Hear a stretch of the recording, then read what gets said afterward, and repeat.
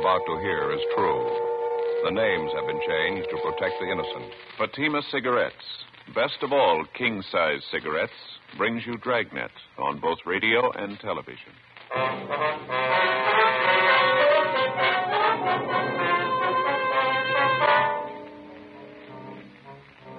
You're a detective sergeant. You're assigned to juvenile division. A steady supply of obscene literature is finding its way into a half a dozen high schools in your city.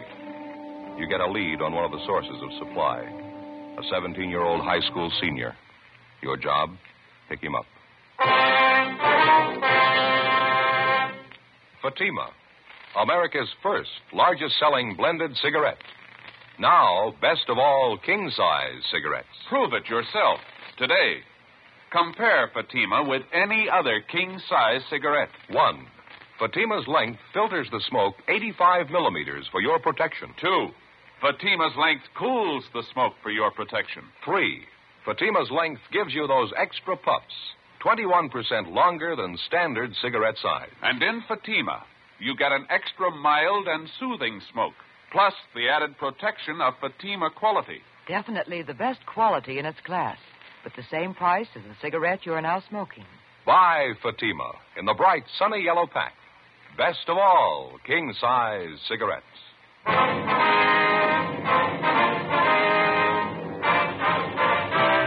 Dragnet, the documented drama of an actual crime. For the next 30 minutes, in cooperation with the Los Angeles Police Department, you will travel step by step on the side of the law through an actual case transcribed from official police files. From beginning to end, from crime to punishment, Dragnet is the story of your police force in action.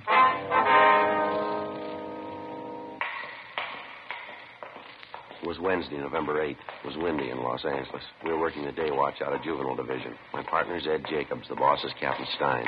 My name's Friday. It was 11:05 a.m. when we got to the basement floor of Gorman High School. The locker room. Which way, Steve? You want to show us which locker's yours? You still haven't told me what this is all about. Routine check, son. Yeah, but why do you have to pick on me? Why do you have to see my locker? We're not picking on you, Steve. Now, how about it? Which locker's yours? Right here. This is mine, 318. Here's the key. No, you open it, Steve. Just a couple of personal things of mine, that's all. Mm-hmm. All right. I'll open it.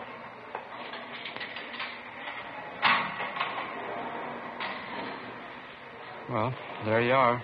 See for yourself. You want to take your things out of the locker, son? You can see what's in there, can't you? My gym stuff. A couple of textbooks. How about digging back in the corner, left-hand side there? Where? You know where I mean. Come on, Steve, dig them out. Back here, you mean? These joke books? That's right. Let's have a look, huh? Why? Just a couple of joke books. A kid gave them to me. Bring them out, Steve. Okay. Just a couple of them. Kid gave them to me. There. Looks like more than a couple. That's what you call a joke book, Steve? That's what the kids call them, yeah. Some of them are a little dirty. Not so bad, though. They're filthy, Steve, and you know it. Now, where'd you get them? I told you. Kid gave them to me. Who? What's his name? Oh, some kid around school. I don't remember right now. Gave you these books for nothing? Sure. I had a couple he wanted. We traded off. A lot of the kids have them. They trade them around. That stack you got there, they look pretty new. Couldn't have been passed around much. Or maybe not. I don't know. Matter of fact, they look brand new, don't they? Don't even look like they've been opened yet. How come you're rousting me on this thing? What about the other kids? They got them, too. They're buying them, Steve. They're not selling them. I'm not selling them. Anybody says that's a liar. No good, son. We talked to the fellows here at the high school. Some kids are over at the junior high school, too. They all say you're the one who's selling them. They're liars. Both the fellows in high school and the kids down the street in junior high. They say you've been selling this stuff for months. Now, how about it? They're lying, that's all. They don't know what they're talking about. You've been selling these 35 cents a piece, 3 for $1. Last couple of weeks, you've been peddling pictures, too, $1 a piece. You got any of them in your locker, Steve? A couple. I got them off another kid. What other kid? What's his name? What's his name? Some kid. I don't remember. It's not much of an answer, son. What do you want from me anyway? I told you I'm not selling the books. I don't care what those other goofs say. It's my word against theirs. Now, maybe you ought to get this straight, son. We're not out to get you. You're way down the line. We want the people at the top, the men who print this junk, the wholesalers, the big distributors. So why ask me? I don't know anything about it. Nothing. You don't want to cooperate, is that it? What am I supposed to cooperate about? I'm not mixed up in anything. We think you are, son. We know you are. Who are you selling this for? Where do you get your supply? All you see is what's in my locker. I ain't selling. I don't have any supply. You got to go far to prove I have. Not very far, Steve. What? From about here to your home. 11:38 a.m. After picking up his supply of obscene books and photographs to be booked later as evidence, Ed and I drove the subject, Stephen Banner, to his home approximately a mile from the high school. His apprehension and our theory that he probably kept the bulk of his supply of books and pictures at or near his home was no accident. For weeks, we'd known that a steady stream of pornography was being fed into a half a dozen high schools and junior high schools throughout the city. Books, photographs, pictures, and pamphlets of the worst kind. Because of embarrassment on the part of the curious teenage kids who bought this stuff, it wasn't easy to pick up a solid lead. After weeks of observation and questioning, we finally narrowed down the principal source of supply to a single teenage boy, Stephen Banner. Even then, we knew he must be only one of 100 small-time distributors working for the persons directly responsible for manufacturing this sort of thing. Our only hope was that he'd be willing and able to supply us with the names of the persons responsible. When we got to Stephen Banner's home, where he lived with his sister and brother-in-law, we searched it thoroughly, but we found nothing. Both his sister and brother-in-law were at work. We went back and started checking through the garage at the rear of the house. Joe, back here in the corner? Yeah. Have a look. Steve, you want to tell us about this? Yeah. These books here? These pictures, case full of them? Yeah. Well, how about it, son? Your sister and brother-in-law know about this? No, they don't know anything. I didn't think you'd find them. Are you ready to tell us about it? My sister going to have to find out? I don't know, Steve. It's going to be pretty hard to keep it from her. Yeah, I guess so. Who's the contact, son? Where'd they come from? Charlie Freiberg. Only the books, though. Pictures came from another guy. It's a long story. We got the time, son. Who is this Freiberg? Met him downtown one Sunday, Penny Arcade on Broadway. Me and this other kid were in there, Bud Spencer. Freiberg came up, started to talk to us. All right, go on. He finally took a couple of these books out of his pocket, gave them to us. He wanted to know what we thought of them. Told us he had plenty of them if we knew any other kids who wanted them. You knew you and your friend Bud were in high school? Yeah, that's right. What else, Steve? Well, that's about it. He asked me and Bud if we wanted to sell for him around school. This friend of yours, Bud Spencer, he's selling them too? Yeah. He goes to a different school, though. Both of us did pretty good with the books, sold real fast. The pictures were even better. That's so. You say you didn't get the pictures from Freiberg. There was somebody else? A man by the name of Jack. I don't know his last name. Freiberg put us onto him, gave us an introduction, set up the deal. We got the pictures for 75 cents. Most of the time, they get us $1, $1.50 a piece. Bud and I did pretty good. You know any other fellows working for this Freiberg, Steve? Any other kids in school, I mean? No, just Bud and me. That's all I know. It wouldn't be so bad if it was just the books. That lousy Charlie. He had to go and promote the party routine, get everybody mixed up in that. How do you mean? What's that all about? Charlie. He stays at this place out on Sepulveda. It's a motel. That's where we always contacted him. Yeah. After a couple of weeks, when we got to know him, he asked me and Bud out to this place. Said he was going to throw a party. Told us to bring our girlfriends along. Turned out we were the only ones at the party. Me and Bud and the girls and Charlie Freiberg. Party lasted pretty late. I should have been smart enough to figure it out. I wasn't. What do you mean, Steve? Figure out what? Why'd Charlie be throwing parties just for us? The first 2 times there wasn't anything wrong. We just talked, danced with the girls, drank some beer. Charlie told us to have a good time. He threw a party every Friday night. Never broke up till after 3 o'clock. How old are your girlfriends, yours and Bud's? 17. They're both 17. They've been around, though. No use kidding you. They weren't very smart, I can tell you that. None of us were, I guess. Next couple of parties, Charlie had whiskey there. Dumb girls drank right along with him. So did we. Freiberg served the whiskey, didn't he? Yeah, that's right. He loaded the drinks, kept handing the girls a lot of stuff about how he used to be a director in pictures. He had a lot of connections in Hollywood. The last party I was at, he said he was going to get the girls' screen test. A lot of malarkey like that. Mm-hmm. What else, Steve? I don't know. I had a beef with Charlie about it, and I walked out. I haven't been back since. Does he still throw these Friday night parties, do you know? Maybe. I don't know. There were 3 or 4 after the last one I walked out on. Dumb girls think Charlie's just great. God, so I can't stand the guy. How about the parties you didn't show up for, Steve? You get a rundown on them? Well, I heard a couple of things, yeah. Sure glad I wasn't there. How do you mean? Dumb girls never fails. The oldest line in the world. They still go for it. What's that? Tell them you're going to get them in the movies. We continued questioning the subject, 17-year-old Stephen Banner. He gave us a full description of the man who'd been selling him the books, Charles Freiberg, and also a description of the man known as Jack, the one who'd been supplying him with pictures and photographs. In addition, he gave us the addresses of the two men, a fair description of Freiberg's car, no license number, and the names and addresses of the two girls he and his friend had taken to Freiberg's parties. 1:20 p.m. Ed and I took the case of obscene books from the garage, loaded it in the back seat of our car, and Stephen Banner directed us to the high school attended by his friend Bud Spencer. We picked up the Spencer boy and drove him and Banner downtown to Georgia Street Juvenile, where we booked them in on 700B, Welfare and Institution Code, lack of supervision. We drove to the motel out on Sepulveda, but the suspect, Charles Freiberg, had moved out 5 days before, no forwarding address. It wasn't a dead end, though. From his motel registration card, we got the description and license number of his car. On the way into the office, we checked out the address of his confederate, the man known as Jack. He'd moved the same day as Freiberg, no forwarding address. Back at the office, DMV got a make on the license number for us. The car registered in Freiberg's name, 239 West 92nd Street. We went down to R&I and pulled the package on the suspect, 3:40 p.m. Last address on him was 3 years old. How's his record read? Well, he's been in the business before. A couple of ag charges, a 311 charge, too. Possession of obscene literature. Served 8 months in county jail. Mugshot there? Yeah, here. Mm-hmm. Close enough to the way the boy described him. I'd say so. There's M.O., too. Huh? Same pitch the last time they got him, working the high school trade. Passed himself off as a studio man, movie director. How about the other man, Jack? You got anything there? No, not yet. I gave the information on him to the stats office. They're going to make a run for us. Well, I guess we better check on the kids' girlfriends, huh? Mm-hmm. Get their stories. Yeah, I suppose so. It sure gets me, Joe. What's that? Very young girls like that, out at motel parties till 3 a.m. drinking. Yeah. 17-year-olds, no reason for it, no reason at all. Well, I can think of one that might do. Huh? Their parents. We checked out the suspect's address furnished us by DMV and also the information from the R&I package. They went nowhere. We had a second interview with Stephen Banner and his friend Bud Spencer. We showed them Freiberg's mugshot, and both of them identified it.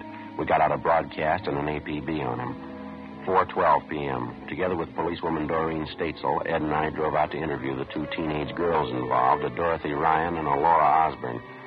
We stopped at the home of the Osborne girl first, but she wasn't there, and neither were her parents. An older sister told us that both the mother and father were working and that Laura was at a neighborhood school for models taking her weekly lesson. We checked at the modeling school, a converted second-floor social hall, where we finally located the girl, a tall brunette, dark eyes, fair complexion. The heavy makeup didn't do much to hide her age. While the modeling lesson went on, policewoman Statesel, Ed, and I talked to the girl off in one corner of the hall. Your friend, Steve Banner, he took you to those parties at Mr. Freiberg's place? Uh-huh, that's right. Very nice man. He was always nice to Dorothy and me. Dorothy Ryan, she came to the parties with Bud. He's a friend of Steve Banner's. You have no complaint to make about this, Mr. Freiberg? He never caused you trouble of any kind? Charlie? Well, no. As I told you before, that business about Steve getting mad just because Charlie told us he'd get us in the movies. Well, it was silly, that's all. Plain silly. Charlie was just helping us. How do you mean, Laura? Well, he's in Hollywood, you know, Charlie Freiberg. He has lots of connections. He just wanted to help us get some good modeling jobs. That's why he took our pictures. There was nothing wrong. You continued going to these Friday night parties without the two boys, is that right? Yes, Dorothy and me. There wasn't anything wrong with it. We knew Charlie as well as they did by that time. A few bathing suit pictures, that's all. There was nothing wrong in that. Did you ever see prints of any of those pictures, either you or Dorothy Ryan? No, but Charlie's going to get us some. He promised he would. You know where he is now? No, he moved. I haven't any idea where he is. When's the last time you saw Freiberg, miss? About 10 days, 2 weeks ago. What's this all about, officer? You looking for Charlie? How does he usually contact you, Laura? By phone? Yeah, usually calls. Has he called you lately? Well, I don't know. Why are you looking for him? Can't you tell me? Routine investigation, miss. Oh, I'm sorry. I don't know where Charlie is. Why can't you tell me why you want him?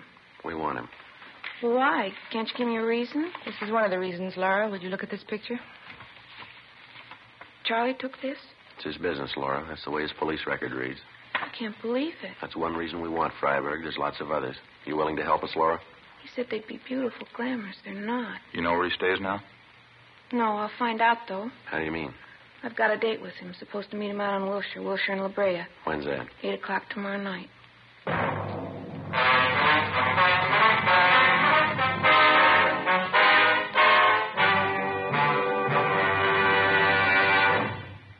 listening to Dragnet, authentic stories of your police force in action.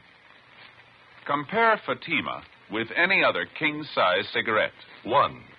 Fatima's length filters the smoke 85 millimeters for your protection. 2. Fatima's length cools the smoke for your protection. 3. Fatima's length gives you those extra puffs, 21% longer than standard cigarette size. And in Fatima, you get an extra mild and soothing smoke, plus the added protection of Fatima quality. To show our confidence in Fatima, we make this money-back guarantee to every king-size cigarette smoker. Buy a pack of Fatimas. Enjoy Fatima quality, extra mildness, and superbly blended tobaccos. If you're not convinced Fatima is better than the king-size cigarette you're now smoking, just return the pack and the unsmoked Fatimas before August 1st, 1952, and we'll give you your money back plus postage. Fatima, Box 37, New York 1. Remember, each king-size Fatima gives you an extra mild and soothing smoke, plus the added protection of Fatima quality. Switch to Fatima today. Best of all, king-size cigarettes.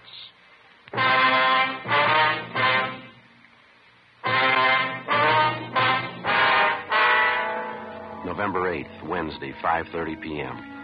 After our interview with 17-year-old Laura Osborne, policewoman Doreen Statesel, Ed and I drove to the home of Laura's girlfriend, Dorothy Ryan, who was also present at the motel parties given by the suspect, Charles Freiberg. Her story of what had happened was essentially the same as the one we got from the Osborne girl. That night, we met with the parents of both girls. They were well-meaning and cooperative. They admitted their mistake. It was the same old story of lack of supervision and very little home life. The parents told us that they had no idea of what had been going on or the late hours that their teenage girls had been keeping.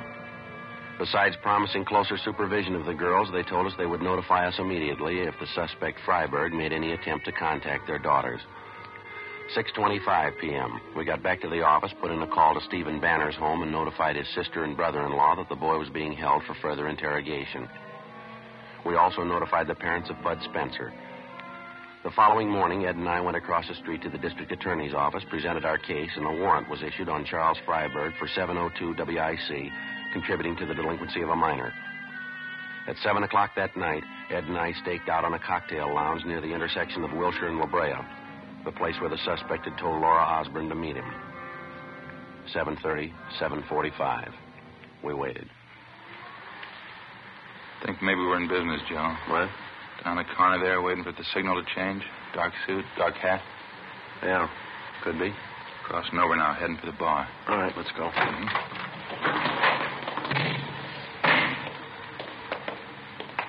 No mistake. Hey, fella, hold it up on there, will you? How's that? Police officer, is your name Freiberg? What? No, that's not my name. Is your identification, please? Yes, I've got my identification. Why? Can we see it, please? Why, what do you want? Your identification. What for? I haven't done anything. Let's go, mister. Talk about it downtown. Now, wait a minute. Just a minute. I don't want any trouble. I'll show you. There. Driver's license, the rest of my stuff. Charles Freiberg. It's an old address, isn't it? Yeah, haven't had time to change it. Just got back in town. What's the matter, anyway? Where are you staying, Freiberg? No place. I just got back in town. I told you that. Not staying any place yet. No connections at all. Where's your car? I don't have one. Haven't had one for a year. I sold it. Look, how about filling me in? What do you want with me? You want to step over here, Freiberg, out of the way? All right. Just like to know what's going on, that's all. I'd like to see what you're carrying in your pockets. Take everything out, please, one pocket at a time. What is this, a shakedown? You can start with your coat pockets. All right. There. Okay? All right, now the other one. Okay? You said you don't have a car, Freiberg. No, of course not. I told you that. Well, what are you doing with that parking ticket? We walked the suspect Freiberg 2 blocks to the parking lot listed on the claim check that he had in his coat pocket. He had black hair streaked with gray, looked to be in his mid-50s. We questioned him on the way, but he'd admit nothing. We located his car in the parking lot and searched it. In the glove compartment, besides a half a dozen photographs and small books, we found a key with a metal disc attached to it. Stamped on the disc were the words West Side Studios, number 23. Freiberg refused to identify the key. He refused to admit a thing. We walked him back to our car, and together the three of us headed out for the old West Side Studios just off Jefferson Boulevard. On the way, we tried again to question the suspect, but we got nowhere. He refused to answer even the simplest questions. One look at the West Side Studios, and you knew right away the place had seen better days. It had been fairly prominent in the early days of motion picture making, but all that was left now was 2 square blocks of broken-down scenery, 1 dilapidated sound stage, and a row of weather-beaten cottages, the tar paper peeling off the roofs. We got out of the car and started up the walk. The faded sign over the main gate read West Side Studios, founded 1920. And down in one corner, admission by pass only. The guard shack at the gate was boarded up. No sign of a night watchman. We kept walking. How come they don't keep a watchman at the gate, Freiberg? Don't they make pictures here anymore? You bet they do. The place has been going downhill for a long time. It's coming back, though. Then you do know the place, is that right? Yeah, I know it. I should know it. What do you mean by that? Nothing. You rent an office here, is that it? Freiberg? Yeah, that's right. Straight down the way there, Cottage 23. What's your job? You in some kind of movie work? Yeah, I have been for 30 years. More than 30 years. That's so? You an actor? Freiberg. Haven't you ever heard the name? I'm a producer. Oh, I see. Why don't you tell us that to start with? Oh, I don't know. Different reasons. I don't like to throw my weight around.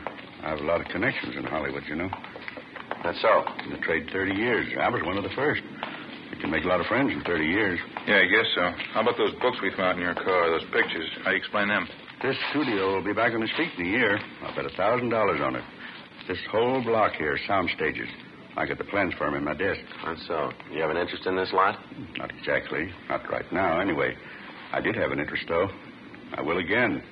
I was one of the original owners, you know. Still haven't got an explanation. How about the books and pictures we found in your car? Oh, that? Nothing to explain, is there? Just a few gimmicks I picked up. You know a boy by the name of Stephen Banner? Banner? No, I don't think so. Why? How about Bud Spencer? You know him? No. I knew a George Spencer once. Actor. That was back in the old days, though. How about Laura Osborne, Dorothy Ryan? You know them? No, it's pretty hard to say. You know, Sergeant, over the years in this business, especially, you meet an awful lot of people. Well, these are fairly recent. You ought to remember them. They're just kids, 17-year-olds. No, afraid I don't recall the names. Soundstage Bell. We got a company over there doing some shooting tonight. Television films. They make them too fast. Trade's not like it used to be. Quality, that's what we went after. It's gone now. It's all gone. West Side will do it again, though. You can bet on that. We're coming back. Look, how about leveling, Freiberg? You know why we picked you up. You know why we're out here. That's just it. I don't know why. Oh, say, look across the road. That's set over there. The old greenhouse there, it's a colonial mansion. Weather's faded the colors a little. Typical old southern estate now, you know. We shot some beautiful footage there. Picture's a classic in its own right. Maybe you remember it. Moonlight and Magnolias. They changed the title later. Love in the Moonlight. Beautiful thing. You ever see it? No, I don't think so. I couldn't tell you how many beauties we turned out that year. I was a young fella then. Song and strife, moonlight and magnolias, little orphan girl, sweetheart at the campus. That's your cottage there, Mr. Freiberg? What's that? Just down the way there, number 23. Oh, yeah. Completely forgot about it. I hope you'll excuse the way it looks. I haven't been able to find good accommodations in town. I've been staying at the office. We have a little couch there. I sleep on that. We have a hot plate, too. Good enough to boil the coffee in the morning. Mm-hmm. How come you couldn't find space in town? The hotels aren't that rushed, are they? Well, the ones I'm used to staying at, yes. I'd just soon camp here at the studio than stay at one of those places downtown. Say, wouldn't you like to see the rest of the lot? Pretty interesting if you've never seen a real movie lot. I mean a high-class one. We've seen them, Mr. Freiberg. We'd like to check your office. Oh, all right. This is it.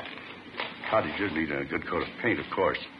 It'll all be done pretty soon. West Side is going to come back strong. You can bet on that. Yeah, I guess so. Uh-oh. Watch it on that first step there. It's loose. Have to call maintenance and get that fixed. Yeah, it's all right.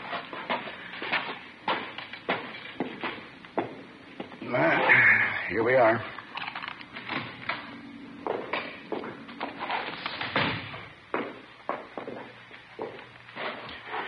Well, as you can see, the office isn't very much. What is it you wanted, gentlemen? You want to check that cabinet there, Ed? I'll take a look through these cases over here. Okay.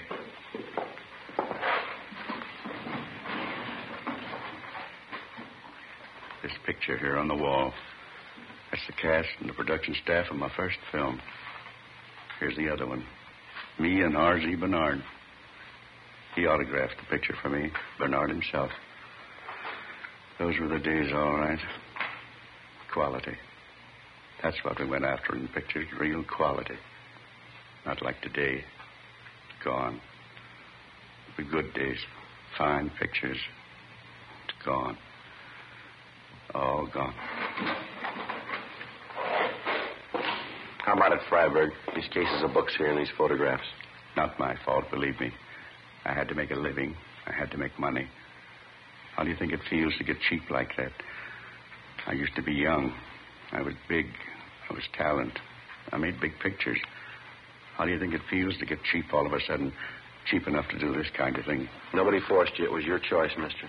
It wasn't my choice. You're wrong. All I want to do is make pictures. There isn't a chance anymore. Not like the old days. You need hundreds of thousands, millions. It's gone. It's all gone. I had to eat. I had to put clothes on my back. You admit you're responsible for this? Books, pictures? You're working in the high school trade, kids like Steve Banner, Bud Spencer? After 1935, I couldn't get a job. I didn't want this. I had to do it. I'm ashamed. Who wouldn't be?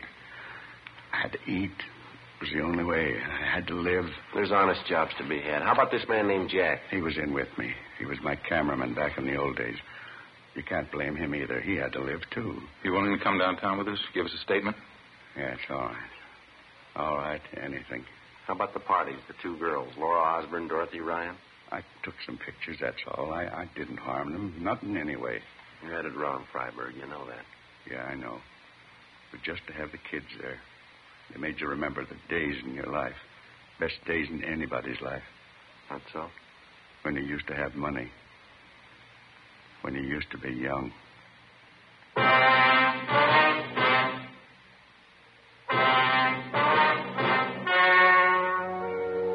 story you have just heard was true. The names were changed to protect the innocent. On January 29th, trial was held in Superior Court, Department 87, City and County of Los Angeles, State of California. In a moment, the results of that trial. And now, here is our star, Jack Webb. Thank you, George Fenneman. Friends, won't you do this for me? Compare Fatima with any other king-size cigarette. You'll find Fatima's length filters the smoke 85 millimeters for your protection. Cools the smoke for your protection. Fatima's length gives you those extra puffs, 21% longer than standard cigarette size. And you get an extra mild and soothing smoke, plus the added protection of Fatima quality. That's why I'd like you to buy Fatima.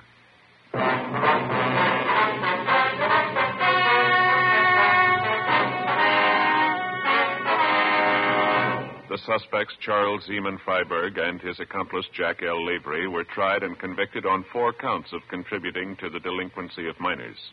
Both of them served full terms in the county jail. Contributing to the delinquency of minors is punishable by a fine of not more than $1,000 or by imprisonment in the county jail for 1 year, or by both fine and imprisonment.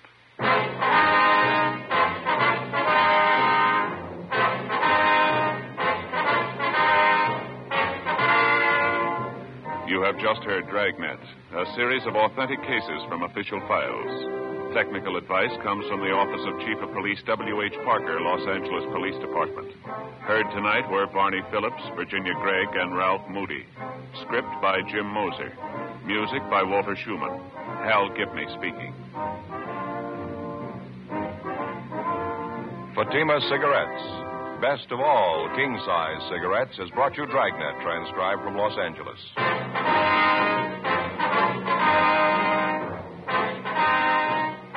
Now it's Counter Spy on NBC.